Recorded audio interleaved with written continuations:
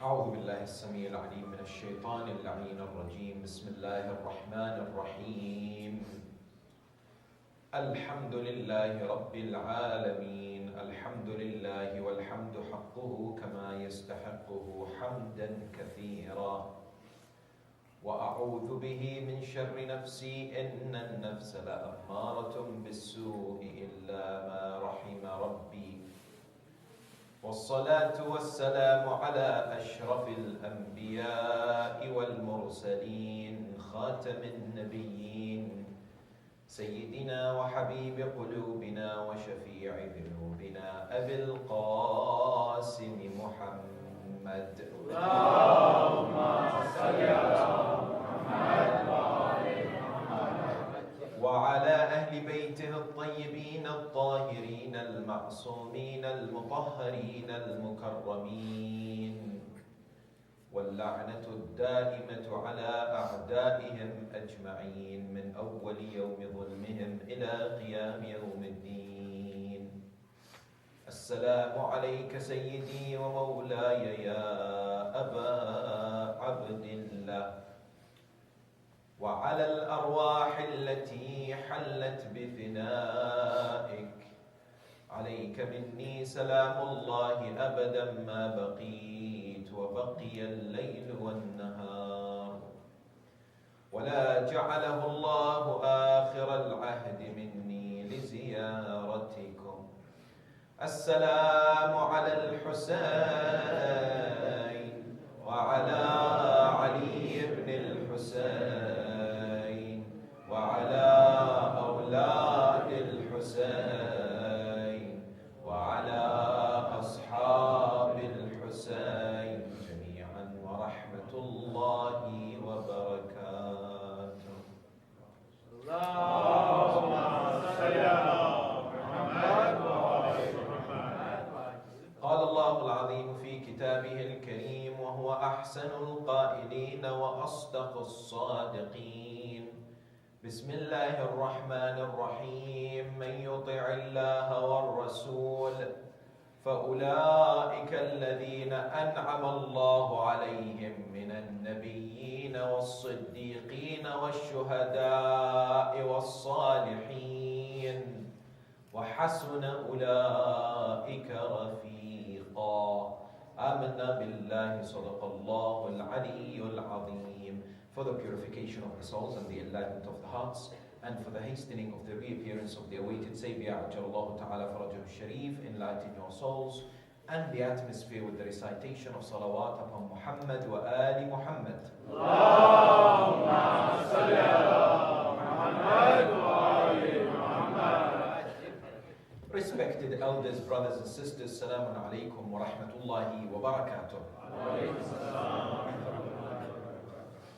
He is one of the most well-known and revered companions of the grandson of the Holy Prophet, Sayyid al-Shuhada, a man who, despite being at the age of 75 on the 10th of Muharram, fought valiantly and displayed excellence in courage and determination. An individual who is truly schooled under the Imams of the Ahl al-Bayt, specifically Amir al-Mu'mineen, Imam al-Hasan al-Mujtaba, as well as Sayyid al-Shuhada, peace and blessings be upon them. HABIB ibn Mutahir al-Asadi is today considered to be one of the most outstanding graduates from the University of Karbala. An individual whose life indeed is an exemplary one for many to follow and to seek lessons to apply in their lives and in general community around the world. HABIB ibn Mutahir's personality, biography and life deserves a thorough look. Why? Because he's unique for a number of reasons. The first is that he is arguably one of the closest companions of Imam Sayyid al-Shuhada, Abu Abdullah al-Hussein salawatullahi wa salamu alayhi.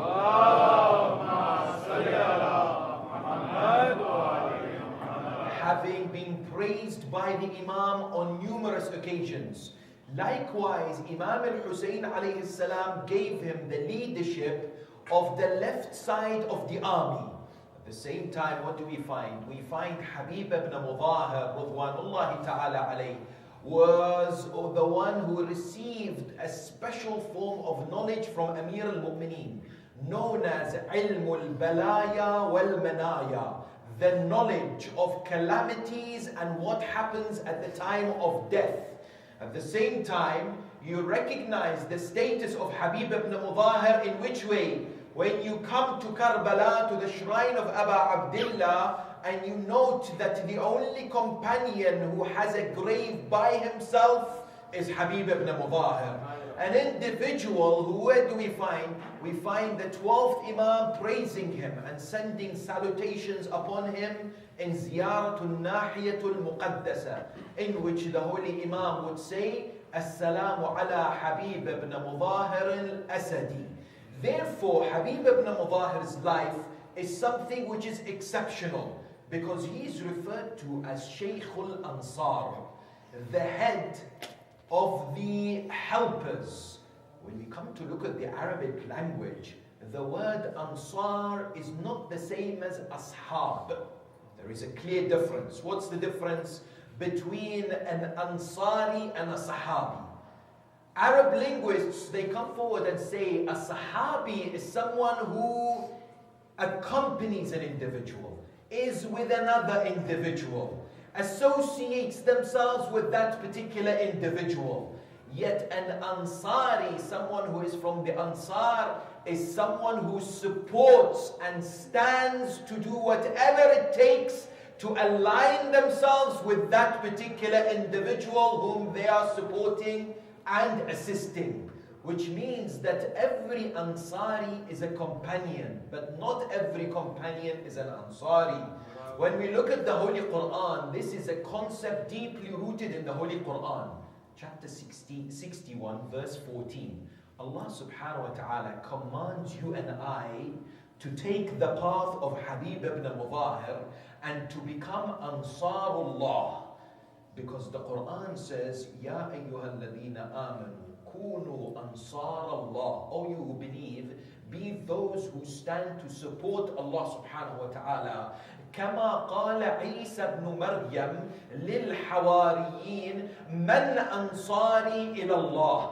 Isa ibn Maryam turned towards the Hawariyun and said, who amongst you are the ones who can be considered Ansarullah? That's why when you and I recite the ziyarah of the companions of the Imam alayhi salam, ziyaratul shuhada in Karbala, what do we recite? We recite Assalamu alaykum ya ansar dinillah, Assalamu alaykum ya ansar rasulillah, Assalamu alaykum ya ansar amir al-mu'mineen, Assalamu alaykum ya ansar Fatimat al-Zahra sayyidati nisa al-alameen, Assalamu alaykum ya ansar Abi Muhammad al-Hasan ibn Ali al-Wali al-Nasih, Assalamu alaykum ya ansar Abi Abdullah. Isn't it? The word Ansar is repeated several times in the ziyarah that you and I recite to pay our respects for these holy individuals, because the whole idea is to stand in support and to do whatever we can to raise the aspects and whatever these holy individuals sought to establish and to guide and to deliver to mankind.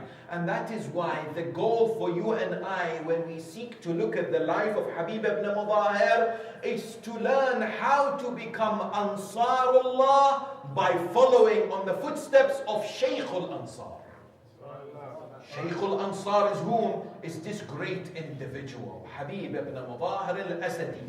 Therefore, I would like to look at the life of Habib ibn Mutahir in detail, analyzing many aspects of his illustrious personality and stopping at several stations to connect with the contemporary world and for us to learn as many lessons as we possibly can so that we can follow on his footsteps and are able to fulfill the Quranic injunction and command from the Almighty subhanahu wa ta'ala to be referred to as Ansarullah, because nobody can be the manifestations of Ansarullah just like how the companions and the Ansar of Abu Abdullah Al-Hussein demonstrated on the 10th of Muharram.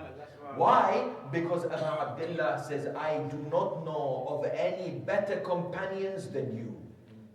You are the best, the creme de la creme, the most brilliant examples of individuals who stood to support the mission and the delivery as well as the objective of the Imam alayhi salam. When we look at this man, HABIB ibn Mutahir, the first thing that we have to discuss is the name of his father. Controversially, sometimes people have misspelled or mispronounced the name of the father of HABIB. In which way? We are told in historical records that some scholars like Ibn Kathir refers to HABIB's father as Mutahhar. Yes? We find others like Ibn Damashqi says no, it is Mudahhar. Yet, 19 historians, Shia and Sunni scholars like Sheikh al-Mufid, Sheikh al-Tusi, Sheikh al-Tabrasi, people like Tabari and others have come forward and said, the father of HABIB, his name is Mudahir. The meme has a dhamma on it and the dad has a kasra underneath it. I did not find any evidence or historical sources that suggest that the name of the father of HABIB is Mazahir. There is no evidence for that. Yes, it is Mudahir. The correct pronunciation of his name is HABIB ibn Mutahir, according to the majority of our scholars and historians. HABIB, when was he born? We are told he was born in an area in modern day Saudi or in Arabia known as Badi Najd. He was born in which date? We don't know the date, yet we can deduce it. How do we deduce it? On the 10th of Muharram, HABIB ibn Mutahir was 75 years of age. Therefore, through deduction, we come to the conclusion that he was born 14 years before the Hijrah and 1 year before the Bi'tha of the Holy Prophet Muhammad sallallahu alayhi wa alihi wa sallam. Of course, HABIB is from the tribe of Bani Asad. This tribe that is fairly well known in Arabia, and indeed a tribe that took part in many expeditions and battles before Islam, that it derives its name from a man by the name of Asad ibn Khuzaymah. Bani Asad stand for a number of noble traits. We are told that Bani Asad first, or a number of them, embraced the religion of Islam in the year 9 after Hijrah, when a delegation came to meet the Holy Prophet, peace and blessings be upon him and his holy progeny, and they embraced the religion of Islam. Yet an examination of historical records reveals the merit of Bani Asad in many ways.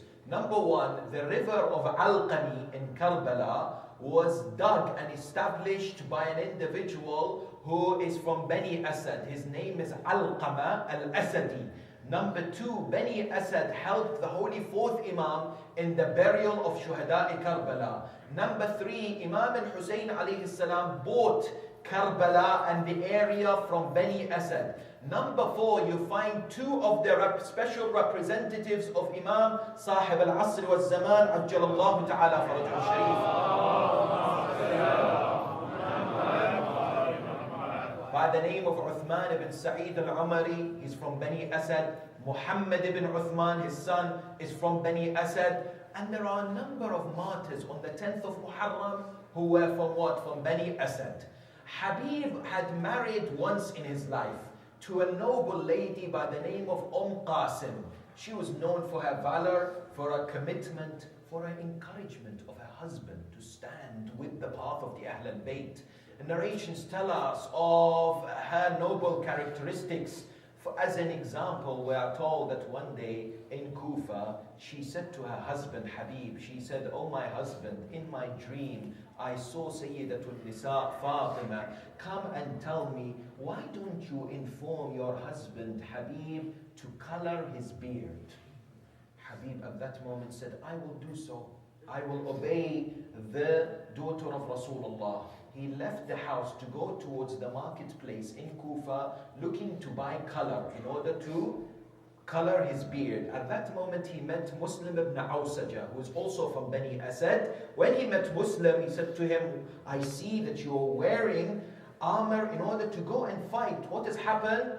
He replied back by saying that Muslim ibn Aqil had been executed and attained martyrdom, and I am going to what? To stand and fight with Abu Abdullah al-Hussein. At that moment, Habib recognized what the Lady of Light wanted. He threw the color and said, "What the lady wants is for my beard to be drenched with my blood." And that's why what? He came back and what? Informed his wife. We are told he had 3 sons, Qasim, Muhammad, and Abdullah. Qasim was the one who saw the head of his father on a spear and wanted to buy the head of his father in Kufa. Later on, he sought the killer of his father from Bani Tamim and found him alongside the army of Mus'ab ibn Umayr when Mus'ab was fighting Bani Umayyah. He entered the tent. He saw this man who had killed and beheaded his father Habib. He also beheaded him, carried his head. Mus'ab arrested him and executed him. Qasim ibn Habib ibn Mudahir. We are told Muhammad, the other son of Habib, attained Shahada and martyrdom on the 10th of Muharram with his father in Karbala. When you analyze this particular individual, you recognize what? You recognize the question that people ask. Was he a Sahabi of the Prophet or not? Because today historians come forward and ask the question, did Habib ibn Mutahir ever meet Rasulullah or not? In my humble research, there are 2 schools of opinion, and please focus on this, because perhaps you may not have come across this realization about Habib before. One school of thought says Habib ibn Mutahir was a companion of the Holy Prophet. He met the Holy Prophet. He heard from the Holy Prophet. And they cite a narration which is found in the book Ma'al al-Sibtain by Sheikh Al-Ha'iri. What is this narration?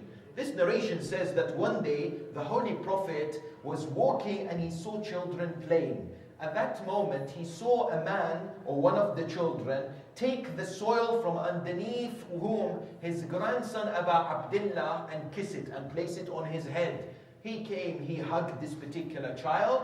People said, "Why are you hugging this child?" He said, "Because Jibreel told me that what? That this young man will stand to fight with my grandson Hussein on the 10th of Muharram and support him." Yet there are a number of problems with this narration. Let's be objective, academically look at this narration.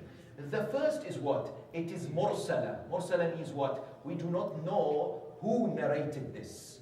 That the actual narrator is missing. So the chain is broken, number 1. Number 2, what was the age of Habib when Imam alayhi salam was young? Sayyid al-Shuhada. Because we said Habib ibn Mutahir was born 14 years before Hijrah. Imam al-Hussain was born either 3 years or 4 years after Hijrah. And if he was playing, he must have been at least 3 years of age. So at that particular time, Habib's age must have been 20. Because if you add 14, yes, plus 3 when Imam was born, plus 3 if Imam was 3 years of age when the children were playing, that makes the age of Habib 20. It is difficult to see how Habib, at a 20-year-old, will play with the children. That's a bit difficult. Likewise, what do we find? We don't find any records from historians and scholars who come forward and say that Mutahir, as well as Habib, his son, were in Medina. We do not have records, except a possibility that amongst Bani Asad, when they came to meet the Prophet in the year 9 after Hijrah and declare their Islam, it is likely that Habib was there with them. He came and that he embraced Islam and he declared his support for the Holy Prophet. One school of thought has that particular opinion. The other says no. There is no doubt that if there is ambiguity whether Habib was a Sahabi of the Prophet or not, there is no doubt about his special status in relation to the commander of the faithful, Amir al-Mu'mineen, Ali ibn Abi Talib, salawatullahi wa salamu alayhi.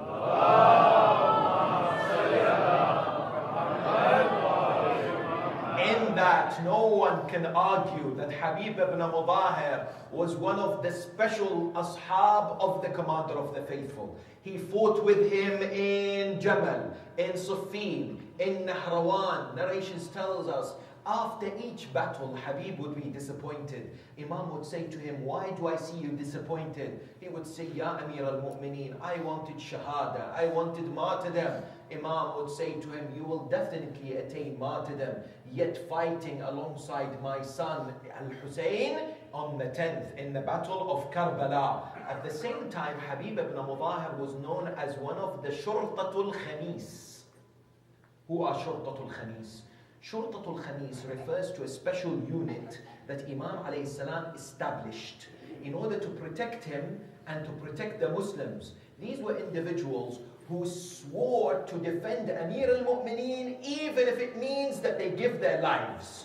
These were people like Abu Dhar, Miqdad, Salman, Rushayd, people who would commit themselves to the path of the commander of the faithful. Along with them was Habib ibn Mutahir. They had recognized the status of the commander of the faithful. They had understood who Amir al-Mu'mineen was, and indeed what they have to do to stand alongside him. Because I recall listening to one of our maraja who is alive today, Ayatollah al-Uzma Sheikh Wahid al-Khurasani Hafidahullah. He narrates this. He says, on the day of judgment in Jannah, the people of Jannah, whilst they're enjoying the bounties and the beauties of paradise, all of a sudden see light emerging just as the sun is rising. They see something that looks like the sun, and the light that is coming is very, very strong. They are questioning, because the Quran says, لا يرون فيها شمسا ولا زمهريرا. There is no moon or sun in Jannah. So they ask, they say, what is this? We are told there is no sun in paradise. The Malaika will say, this is not the sun. This is the light that comes out from the mouth of Ali ibn Abi Talib when he smiles in Jannah. Yes? They were individuals who recognized this particular maqam. In which way? We are told that the same marja speaks about the fact that the prophets of God are all manifestations of his light. They are all anwar. He goes on to say, however, Nur al-Anwar is Ali ibn Abi Talib. The light of the light in which light itself seeks in order to be illuminated, is Amir al-Mu'mineen. Some people have a question about that. They say, how is it possible that you put the position of Amir al-Mu'mineen above that of the prophets, except the Holy Prophet, of course? How is that possible? Because I recall a lady who was a devout individual who followed the path of Amir al-Mu'mineen at the time of the wretched tyrant Al-Hajjaj ibn Yusuf al-Thaqafi. She would walk around and say and speak about the merits of Amir al-Mu'mineen. At that moment they told Hajjaj, this particular lady is saying such and such. He summoned her. He says to her, is it true that you're saying Ali ibn Abi Talib is better than the other companions, including the first three khulafa? She said, no, I didn't say that. He said, what did you say? She said, I said that Ali ibn Abi Talib is better than all human beings except Rasulullah. More than that. He said, how dare you? Give me evidence, otherwise I will behead you. She said, I give you evidence. When we speak about the prophets, she goes on to say, Adam alayhi salam was told, don't eat from the tree. Adam ate from the tree, in which we believe was not a sin, yet tark awla, doing that which was not desirable, not following that which should have been followed, but is not a necessarily disobedience of God. she would then say that Ali ibn Abi Talib would say, by God, if I'm given the 7 heavens in order to take an ounce or a grain of barley from the back of an ant, I will never do so because it's the disobedience of God the Almighty. Compare this with Adam. Then she would come forward and say, Ibrahim, what did he say? Ibrahim said to Allah, Arini kayfa tuhyi al-mawta. Oh Allah, show me how you bring back life to the dead. Allah says, أَوَلَمْ تُؤْمِنْ, do you not believe? Ibrahim says, بَلَى وَلَكِنْ لِيَطْمَئِنَّ قَلْبِي. Yes, but I want my heart to attain itmi'nan. I want certainty. I want yaqeen for my heart. She responds to Hajjaj and says, Ali ibn Abi Talib says, لو كشف عني الغطاء ما ازددت يقينا. If the veils are removed, my yaqeen would still be strong in Allah subhanahu wa ta'ala. At the same time, she says, Musa and Harun said to the Almighty, Rabbana innana nakhaf. Oh Allah, we are afraid. And when it comes to going to Fir'aun. Why? Lest Fir'aun kill us and not allow us to deliver the message. Amir al-Mu'mineen would sleep on the bed of the Holy Prophet on the night of the Hijrah, when he would say to the Prophet, Ya Rasulullah, as long as you will be protected and your life will be saved, I am obedient and I will do whatever you say. And that's why Allah subhanahu wa ta'ala said to the Malaika, who amongst you would sacrifice their lives for the other? None of them will. He then would say, look at my servant Ali. He's prepared to sacrifice his life for my servant Muhammad. Go and protect him. They would come down, Jibreel, Mikael, Israfil, next to the head of Amir al-Mu'mineen, and would say to him, Man mithlaka ya Ali, wa bika yubahi Allahu malaikat as-sama. Who is like you, O Ali? And Allah is showing you off to the angels of the heavens. Yes? And at the same time, what do we find? We find she says, Isa alayhi salam.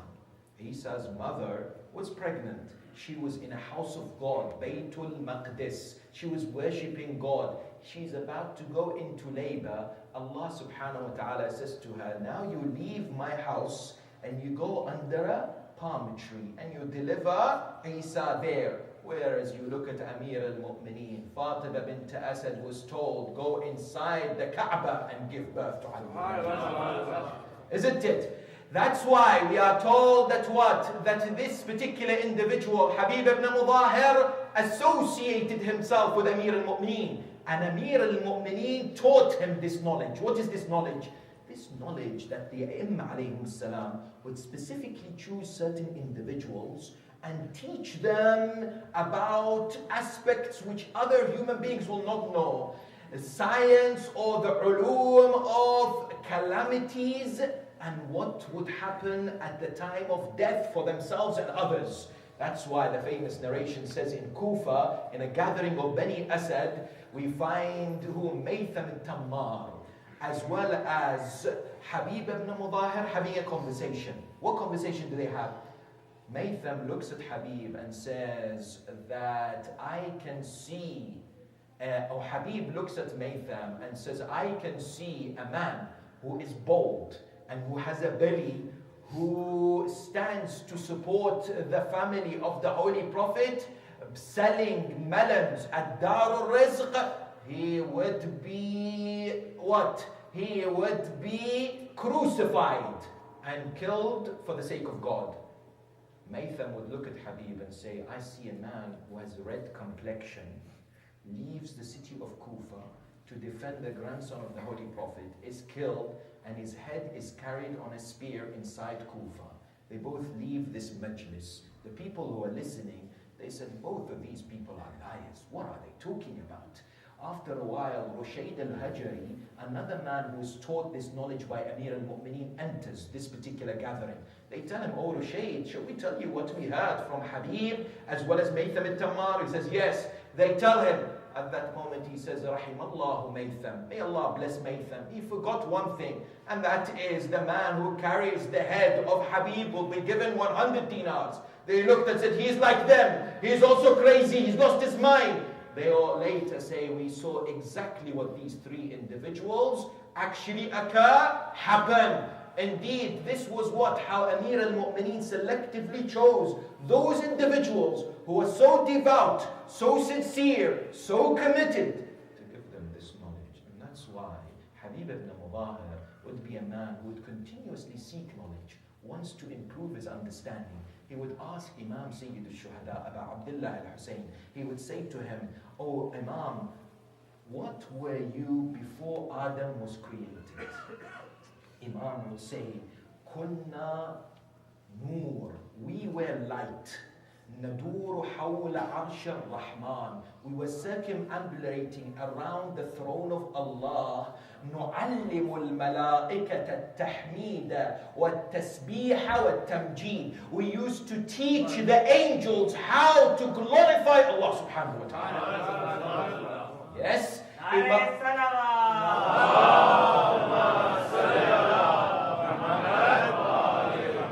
Imam Hussain would say to Habib, "Understand our maqam and our status.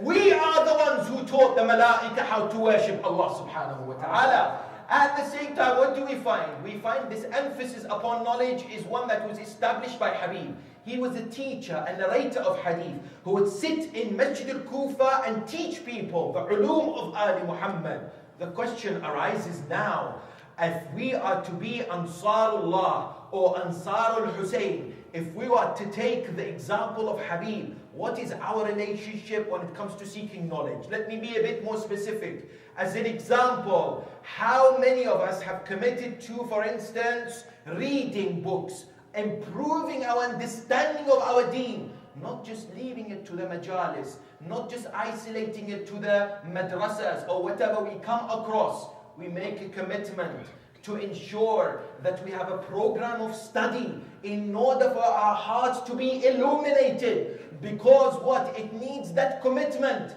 Tell me, why is it in the West that we don't have libraries, Shia, Muslim libraries open for all with so many books, where it is busy, people coming in, studying, taking books out, that we should have these centers of learning and dissemination of the ulum. This is what people like Habib learned from the Ahlul Bayt. That's what we need to inculcate and develop. Likewise, we find one recognition of the status of Habib when Imam Hussain alayhi salam would write to him. He would say to him, "This is a letter to Habib ibn Mutahir, al-Faqih Habib ibn Mutahir, the knowledgeable one, Habib ibn Mutahir." Indeed, one emphatic praise by Sayyid al-Shuhada for Habib was what? Was when Imam al-Hussein said to him, "Lillahi darruka ya Habib, كنت فاضلا تقرأ القرآن بليلة واحدة." May Allah bless you, O Habib. You were a special man who used to complete the recitation of the Quran entirely in one night. Habib ibn Mutahir was someone who had memorized the Holy Quran completely. The narrations tell us between Isha, after Isha prayers until Fajr, he would recite the Quran. And Imam al-Hussein's words are not ones to be taken lightly. Imam is praising Habib so that you and I would listen and ask the question, what is our position when it comes to the Holy Quran? When it comes to this holy book in which we have been entrusted to protect, to look after, to learn and to apply its lessons into our lives. We ask this question when the Quran says that it is a book, كتاب أنزلناه, we have revealed it لتخرج الناس من الظلمات إلى النور. It's the book that takes people from darkness towards the light.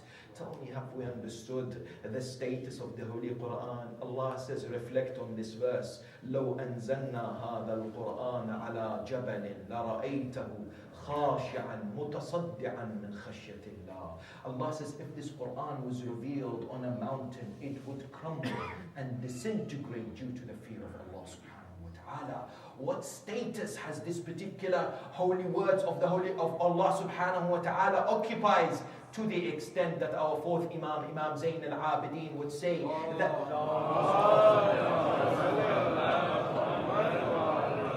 that if the entire creation of God were what not to be present, I would never feel lonely because I have the Holy Quran.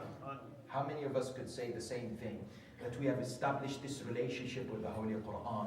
Yes, have we developed institutions, think tanks, organizations to advance the teachings of the Holy Quran, especially in the West?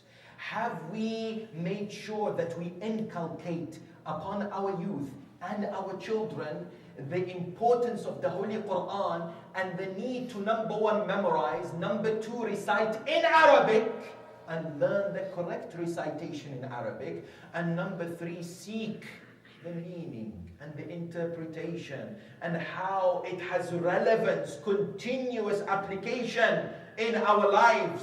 Let me give you a simple example. How many of us would travel and would utilize airlines? Yes? In this particular country and other countries, when we are about to travel, we're told that as far as your baggage and your luggage is concerned, there is a weight limit, yes? Many would say that there is perhaps a 23 kilo limit on the luggage that you carry with you, that you take with you, or you are able, to check in. Yes, even the ones that you take with you is also limited. Imagine yet you are packing your bags the night before, those lastminute.com jobs, and you're packing your bags, and what do you find? That it's quite heavy. Why is it heavy? Because you have certain foods, certain chocolates or candies, that is pushing the weight limit over what is allowed. Yes? You have two choices. You either carry it and then you have to pay extra money, or you hope that they would allow it to pass through when you check in. Or the other option is to do what? Is to leave it. But some people would take a third option, and that is what? To eat it. Yes? They say, I'll eat it now. Why should I take it with me? I'll eat it. Yes? Now, why have I given this example? When you and I associate ourselves in the Quran, there are 2 or 3 ways that we associate. We are the ones who carry the Quran and place it on our shelves and kiss it and have respect for it, or the ones who make sure that the Quran is recited and understood to the extent that it becomes part and parcel of us and it mixes with our flesh and with our existence. And then when we leave to the hereafter, it comes with us. Just like how the candy was part of us when we go on the plane. Yes, that when you and I are going onto Alam al-Barzakh, we cannot take anything physical with us, isn't it? But if the Quran is part of us, if the Quran is something that we have developed and inculcated within our existence, it will definitely come to our assistance and help in Alam al-Barzakh and in Alam al-Akhirah. That's why our 6th Imam Ja'far ibn Muhammad Al-Sadiq, sallallahu alayhi wa come forward and say, our Shia, inna Shi'atu Ali, kathiru as-salah, kathiru qira'atul Qur'an. That the Shia of Ali, one of their characteristics is that they seek to recite the Quran on a frequent basis. They are not those who have abandoned the Quran, that the Prophet will complain about on the Day of Judgment. They recognize that they are in a better position to be Ashabul Quran because they have the Ahl al-Bayt to interpret the Quran the way it should be interpreted. And that's why they seek this and develop this relationship of the Quran, just like HABIB IBN MUTHAHIR Ridwanullahi ta'ala alayh did. Likewise, another key characteristic and a feature and attribute of this great companion of Sayyid al-Shuhada is what? His focus upon Salah. Because today he is known as the martyr of Salah. Why? We are told in narrations and in the books of Maqatil that he attained his martyrdom in defense of the prayers that was established and recited by Imam alayhi salam and his companions. Yes? Because the Quran tells us many instances that conversations take place between people on the Day of Judgment. One particular conversation is when it comes to those in Jannah.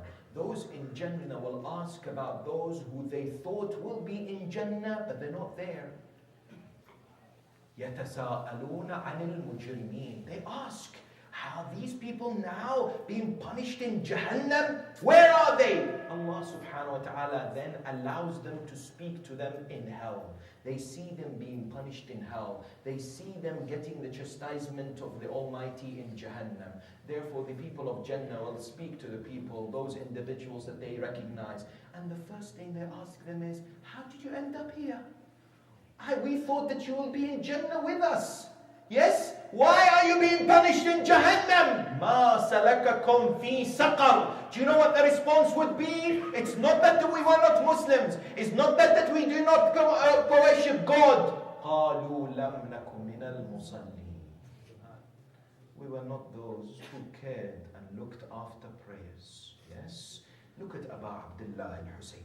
When you and I stand to honor this great individual, we recite what? Ziyarat Warith. What does it say in Ziyarat Warith? Ashhadu annaka aqamta as-salah. We bear witness that you established this important act of worship that is the first that you and I will be questioned upon on the day of judgment. If it's accepted, everything else is accepted. And if it's rejected, everything else will be indeed rejected. It is indeed Amud ad-Din, the cornerstone and the foundation of our religion. We have to look after it. We have to emphasize upon it. We must not neglect it. Because the sixth Imam would say, لَنْ يَنَالُ شَفَاعَتُنَا مَنِ اسْتَخَفَّ بِصَلَاتِهِ. Those who take our prayers lightly will what? Will indeed not attain. Or those who will take their prayers lightly will not attain the shafa'ah. Isn't it? One example I gave of taking prayers lightly. This is a huge subject, but one note of reminder for our brothers. And that is what? The dress code when they come to perform their prayers. What do we mean? Often we speak about hijab and the need for modesty and chastity for our sisters. And the brothers, according to some of the youngsters, are chillaxing. They are relaxed. They say, it's nothing to do with me. They doze off thinking about, I don't know, the latest basketball game or whatever. And then they come back when the recitation is about something else. Yet this is concerning the brothers because I have seen it in my own eyes in many different communities. And that is what? Some of our respected brothers, when they come to Salah, their dress code leaves a lot to be desired. In which way? They would wear, especially in the summer, shirts which are quite tight. Yes? Because it's part of the fashion. No problem. But they come to prayers. And when it's so tight, they go into sajda. And because it's so tight, it gets pulled up. And when it gets pulled up, God knows what is revealed. Yes? And poor the person who's praying behind them in congregation. Yes? They see all kinds of things without necessarily going into details. This is a problem jurisprudentially. Because the awrah, the private parts, must be protected and concealed in salah. Yes? So when you and I are before Allah subhanahu wa ta'ala, tell me, how many of us have been to interviews with jobs that we necessarily look to obtain? We wear the best of clothes. We go in our best of presentations. Yet when we come to Allah subhanahu wa ta'ala, we take it for granted and wear whatever we feel we want to wear. It is of the utmost importance that the Shia of Abu Abdullah, that the Shia of Ali are the ones who not only look after the Quran in the best way, but their salah is the salah of Ali and Hussein. That has to be the goal that we have to develop within our communities. Therefore you find what? You find HABIB ibn Mutahir had a number of exceptional qualities. One of them was that he was a man who was calm. Calm in which way? On the night of Ashura, we are told that he was seen smiling. Buray said to him, Oh Habib, you are smiling and tomorrow we're going to be slaughtered. How is that? He said, indeed, it is a matter to smile. Indeed, it's a time to what? To look forward, because it's only a few hours and we will be in Jannah. Yes, it will be few hours. He was a man who would radiate this positivity in many places. That's why the Quran, when it praises certain individuals, Habib is one of them. In chapter 4, 69, verse 69, Allah subhanahu wa ta'ala says, whomsoever obeys Allah and the Messenger, فَأُولَٰئِكَ مَعَ النَّبِيِّينَ وَالشُّهَدَاءِ وَأُولَٰئِكَ مَعَ النَّبِيِّينَ وَالصِّدِّيقِينَ وَالشُّهَدَاءِ وَالصَّالِحِينَ. They are with the prophets, with the truthful ones, with those individuals who were witnesses and those who were righteous. And indeed, Habib ibn Mutahir was one of them. That's why one of the ulama would say that in my dream one day I saw what? What did I see? I saw Habib ibn Mutahir. He said, I saw Habib ibn Mutahir, and I said to him, oh Habib, you have such a great status in the eyes of God. You are a man who served Amir al-Mu'mineen, who served Imam al-Hassan al-Mujtaba, who fought alongside Abu Abdullah al-Hussein. You are the one who has his own dharih. People coming visiting Abu Abdullah will say salam to you first. And when they leave, they say salam to you again. You have such a position in the eyes of God. Did you want to do something in dunya that you did not do? Or would you like to come back to dunya to do something now? Habib would say to him, indeed, there is one thing I wish I can do. He says, what is it? He said, I wish I can return back to dunya and attend the majalis of Abu Abdullah. Yes, and cry with those who cry for Imam al-Hussein. Indeed, Habib ibn Mutahir here, in this particular example, is a true, loyal, exemplary, committed individual. Despite his age, he gave everything for the sake of Islam and in defense of the Ahl al-Bayt. What are we told? We are told that he is the one who initially wrote to Imam al-Hussein to come to Kufa, isn't it? He said to him, Ya ibn Rasulullah, we will oust An-Nu'man ibn Bashir from the governorship of Kufa, and we will stand with you. We give you our allegiance. At that moment, we are told, several of the other prominent individuals in Kufa also signed this letter. And the letters were sent to Imam al-Hussein alayhi salam. Imam al-Hussein responded back to them and said to them that I will send my special ambassador Muslim ibn Aqil, who will tell me about the situation of the people of Kufa. When the letter was received, we are told that Abis would get the letter, he would stand and say, oh Abu Abdullah, I don't know about others, but as far as I'm concerned, I will fight and I will sacrifice and I will do absolutely everything that I have in order to uphold your principles. Habib would say, by Allah, I would also do the same. That's why he welcomed Muslim in Kufa. He would be the one who would look after Muslim ibn Aqil. He would be the one who would take the allegiance from the people for Imam al-Hussein. Habib ibn Mutahir had such an important role in preparation of the city of Kufa for the eventual arrival of Imam Sayyid al-Shuhada, peace and blessings be upon him. And of course, what happened was, after Ubaidullah ibn Ziyad had been positioned through the advice of Sir John to Yazid al-La'in, what happened was that Ubaidullah ibn Ziyad imprisoned many people. He bought many people, and individuals turned against Muslim ibn Aqil, the ambassador of Imam alayhi salam. Yet the question is, where was Habib? Because many of us know the story of Muslim, where he looks around behind him in Masjid al-Kufa and there's no one to support him. The question that people have was, where was Habib ibn Mutahir? Where was Muslim ibn Awsaja? Where were the others that joined Imam alayhi salam later? We are told that Bani Asad, when they saw that many had been disloyal to Muslim ibn Aqil, they barricaded and they prevented people like Habib ibn Mutahir and Muslim ibn Awsaja and others within the tribe of Bani Asad from leaving. In other words, they were forced and not allowed to continue to support Muslim ibn Aqil. That's why the narrations tell us that one day after the martyrdom of Muslim, Habib was consuming the food with his wife. When he was consuming the food, his wife said, I can foresee that someone will bring a letter from the grandson of the Holy Prophet. And indeed, after a few minutes, someone knocked on the door. Habib went, he brought this letter, he kissed it, he read it. The letter said, to the knowledgeable faqih, Habib ibn Mutahir, from Hussein ibn Ali, come and support us. You know my position in the eyes of God and my relationship with the Holy Prophet. Do not desert us, because there is a special reward for you with my grandfather Rasulullah. What happened was, Habib ibn Mutahir, when he read this particular letter, he prepared to leave towards the area and the land of Karbala. His wife would say to him, "Oh Habib, make sure that you make me proud on the day of judgment with Fatima al-Zahra. Do not disappoint me, O Habib."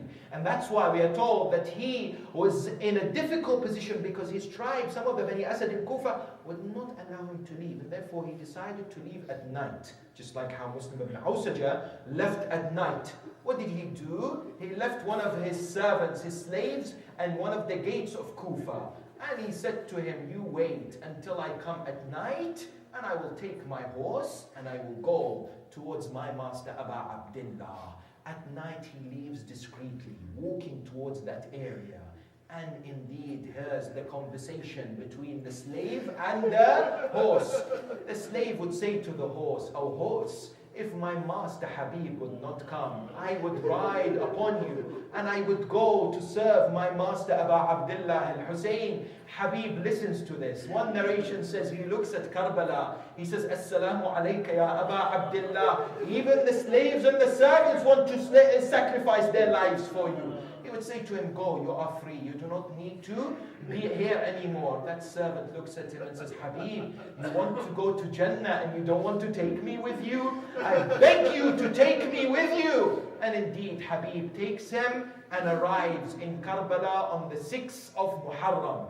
We are told that Imam ﷺ had divided his army into several segments. In other words, he gave the leadership of the right-hand side to Zuhair ibn al-Qayn, and the main standard to Abu al-Fadl Abbas, as well as what? The flag for the left-hand side was not given to anyone. Many came to him and said, "Ya Rasulullah, we want the flag for the left-hand side."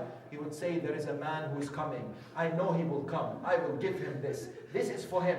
Habib ibn Mutahir arrives. He serves Abu Abdullah. Imam Hussain is so eager and anxious to anticipate and receive him. One of the many things that Habib ibn Mutahir achieved as soon as he arrived was that he went to Bani Asad. He said to Imam alayhi salam, he said to him, "Ya Rasulullah, Bani Asad are close by here in Karbala. Let me go and speak to them. Maybe they will come and support us." Imam gives him the permission. He goes to Bani Asad. He says to them, "Ji'tukum bi khayr ad-dunya wal-akhirah." I've come to you with the best of this world and the hereafter. They said, "What is it?" He said, "Answer the call of the grandson of Rasulullah. Stand to support him." So we told 70 horsemen join Habib in order to go and be part of the army of Imam alayhi salam. Yet Umar bin Sa'ad al-La'in, what does he do? He stands before them. He would not allow them. And that's why the 70 would return. And Habib returns alone, informs Imam about this. And Imam alayhi salam would say, "La hawla wa la quwwata illa billahi al-ali al-azim." Habib ibn Mutahir, as a sheikh, as an elderly individual, by the age of 75, had a great role to play amongst the companions. Because can you imagine an individual at that age rallying everyone, trying to what? To increase the positivity and the passion that existed at that time. And indeed, he was a great role model for people to emulate and follow. As, for example, narrations tell us that on the 9th of Muharram, Shimr ibn al-Jawshan al-La'in comes forward and wants to give immunity to whom? To a few individuals, including Abu al-Fadl al-Abbas. When Qamar Bani Hashim rejects this categorically, we are told Umar ibn Sa'ad then calls and says, "This is the time to attack the army and the caravan of Hussein ibn Ali." This moment, Imam commands Abu al-Fadl al-Abbas, Habib ibn Mutahir, Zuhair ibn al-Qayn. Look at these individuals, what status they had, that the Imam would choose them and would say to them, Abu al-Fadl al-Abbas, "Arkab binafsika ant." Anta binafsi. Go, you are just like myself. Yes, he would say to Abu al-Fadl Abbas, you're just like myself. Go towards them and see what is it that they want. Abu al-Fadl Abbas, Habib ibn Mutahir, as well as Zuhair ibn al-Qayn would come. They would discuss. They would say, what is it that you want? They would say to them that we wish to fight. At that moment, Abu al-Fadl Abbas returns. Beautifully, the narrations tells us, Habib ibn Mutahir and Zuhair ibn al-Qayn remain at the front, having a discussion with individuals. They would say to them, Habib would utilize any opportunity to propagate the message, to invite them towards the right path, to make them understand the severity of their actions. He would say to them, do you know what crime you will commit and perpetrate by slaughtering the grandson of the Holy Prophet and his family, as well as those who spend the night in ibadah and remembrance of God? A man by the name of Uzra says to him, oh Habib, you are glorifying yourself, you are showing off. Zuhair ibn al-Qayn steps up and says, by God, he is not showing off. Allah has made the souls of those around Hussein remember him frequently. Yes, he would answer in this way. Imam would say to Abu al-Fadl Abbas, ask them for one more night, because we wish to recite Salah and as well as recite the Holy Quran. Notice these two elements. Imam would say, we wish to spend the night of Ashura in ibadah and in remembrance of the Almighty subhanahu wa ta'ala. And what difficult night it was for whom? For the companions, for the Ansar. Why? Because they're anticipating the 10th. They're anticipating the sacrifice and the altruism.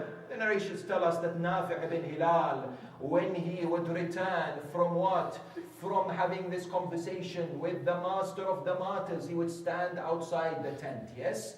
He would hear the conversation between Sayyida Zainab and Abu Abdullah. Sayyida Zainab would say to Imam Hussain, have you tested your companions? Will they fight with you and sacrifice their life for you tomorrow? At that moment, Nafi' leaves that area and goes to whom? He goes to Habib ibn Mutahir. He says to him, oh Habib, do you know what the daughter of Ali is saying about us? That the daughter of Amir al-Mu'mineen has doubt about our loyalty. Yes? At that moment, we are told Habib ibn Mutahir, Allahu Akbar. You see, Habib has a special relationship when it comes to Zainab al-Kubra. What is his relationship? When he arrived in Karbala on the 6th of Muharram, people were jubilant, people were happy, yes? When they were happy, we are told someone told Sayyida Zainab, someone has arrived. Sayyida said, who has arrived? They said, this is Habib ibn Mutahir al-Asadi. Yes? At that moment she said, Abligh Habib minni salam. Make Habib hear my salam. When they came to Habib, they said to him, oh Habib, the daughter of Amir al-Mu'mineen is sending a salam. Do you know what Habib did? The narrations tell us he sat on the floor, on the ground, he took the soil and started putting it on his head. He started slapping his face. He said, who am I for Zainab to greet him? Who am I for Zainab to send my salams to me? Yes? And on that night, what happened? On that night, when he heard this, he came. He stood outside the tent with the other Ansar. He sent his salam towards Zainab al-Kubra. He said, by God, tomorrow we will never abandon Abu Abdullah al-Hussein. We will shed our blood and fight in order to uphold the principles and to defend the sacredness of the family of the Holy Prophet. That night, whilst in ibadah, and in sajda, and in recitation of the Quran, there's a man who from Bani Tamim. He makes his way to the campsite. He came to see whom? Habib ibn Mutahir. This man by the name of Ru'ayyim al-Tamimi says, I want to speak to Habib. Habib comes and says, what do you want? He says, oh Habib, you are a man who is respected in your tribe. You are someone who is looked at with utmost honor. You are an old man. I'm coming to you with advice. I don't want you to be killed tomorrow. You are an individual who should save yourself. In case you think Umar ibn Sa'ad is not serious, let me tell you the letter he received from Ubaydullah ibn Ziyad. The letter today, alongside a number of soldiers that had joined us today, this man from the army of Umar ibn Sa'ad said, the letter says that if by tomorrow night the ashab and the family and Hussein are not slaughtered, then your head will be separated from your body. In other words, tomorrow is the day of killing and slaughter. Save yourself. Why are you in deep sleep and slumber? Habib ibn Mutahir is enraged with anger. He looks at him and says, woe be to you. You tell me I am in deep slumber? Where is your religion? Where is your faith? Where is your conscience? You are the one who is in deep slumber and sleep. And then he says to him, tell me, how will I face Fatima to Zahra on the day of judgment if I was to abandon her son Abu Abdullah? And he would look at this man from Bani Tamim. You know what he would say to him? He would say to him, you know, if this was my family, do you think I would leave them? Do you think I would abandon them? That man would say, no. He says, these individuals are more worthy to me than my family. These people I will defend until the last breath of my life. Yes? Then he would say, by God, this is the famous statement of Habib ibn Mutahir. On the night of Ashura, he would say, by God, dying in the state with haqq is much better than humiliation with batil. Indeed, this is reminiscent of the famous statement of Abu Abdullah, إِنِّي لَا أَرَى الْمَوْتَ إِلَّا سَعَادَةً وَالْحَيَاةَ مَعَ الظَّالِمِينَ إِلَّا بَرَمًا. And indeed, these individuals, such as Habib, demonstrated their true qualities, their loyalty, their sacrifice on the 10th. In which way? That we are told that on the morning, Imam alayhi salam gave a famous sermon when he said to them, look around. Is there a grandson of the Prophet other than me? Did you not hear the Prophet say, Al-Hasan wal-Hussein Sayyiday Shababi Ahl al-Jannah? Have I committed anything against you? Who was alongside him? Habib ibn Mutahir. The narrations tell us that Shimr al-La'in responds to Imam and says, I think my belief in God is doubtful if I ever understand you. Habib said, I swear by God that you are right. Your belief in God has 70 layers of doubt because your heart is sealed and indeed very dark. He says to whom? He says to Shimr. That's why Habib ibn Mutahir was anticipating the moment of martyrdom. He was waiting for that moment. The narrations tell us he had a special relationship with Muslim ibn Awsaja from Bani Asad, that when Muslim went and fought valiantly, courageously, he went to the battlefield. When he was struck, Habib came and sat next to him. He said to him, oh Muslim, if I knew that I will live longer than you considerably, I would have asked you to leave a will. Muslim said, oh Habib, there is a will that I want to leave. He said, what is it? At that moment, Muslim said, and looked at Abu Abdullah and says, Alayka bihada. Oh Habib, make sure that you do not stay alive and Hussein is not protected. Make sure that you attain martyrdom before Abu Abdullah. And do you know what Habib said to Muslim? He said, Af'al wa Rabbul Kaaba. By God, by the Lord of the Kaaba, I will definitely do so. That's why we are told that at the time of Salah, Imam alayhi salam stood with his companions to perform the Salah. Before standing to perform Salatul Khawf, the narrations tell us that Hussain ibn Namir, this wretched individual in the army of Umar ibn Sa'ad, said, you want to pray? Your Salah will never be accepted. At that moment, Habib ibn Mutahir said, how dare you, O man who is worse than a donkey, you be thinking that your salah is accepted and the salah of the grandson of the Prophet isn't? And there were some skirmishes. At that moment, Habib recognized it was the time that he must sacrifice his life, that he must defend the principles of the true path of Islam. And he leaves the battlefield. He fights courageously. He killed 62 of the enemy combatants until he's surrounded. And he is struck by the same man, Hussein. He falls onto the ground. And finally a man from Bani Tamim comes and beheads him. One of the first heads in Karbala to be beheaded was Habib ibn Mutahir. Imam alayhi salam comes and sits next to the body of Habib. He looks up to the heavens and says, Allah rewards me and the patience when I come and see these sights related to my companions. May Allah bless you, O Habib. You are the one who used to recite the Quran entirely in one night. We are told that the head of Habib ibn Mutahir was carried on a spear alongside the head of Abu al-Fadl al-Abbas, was taken to Kufa, yes? At that moment, his son, when he would see the head of his father, he came to his mother and said, "Oh mother, there is a head that is being carried and paraded in Kufa." She said, "Tell me whose head it is." He said, "This is the head of my father, Habib ibn Mutahir." The narrations tell us that she did not do anything unless she looked towards Medina and says, "Assalamu alayki ya Fatima al-Zahra." I can stand and say that my husband defended your son Hussein on the 10th.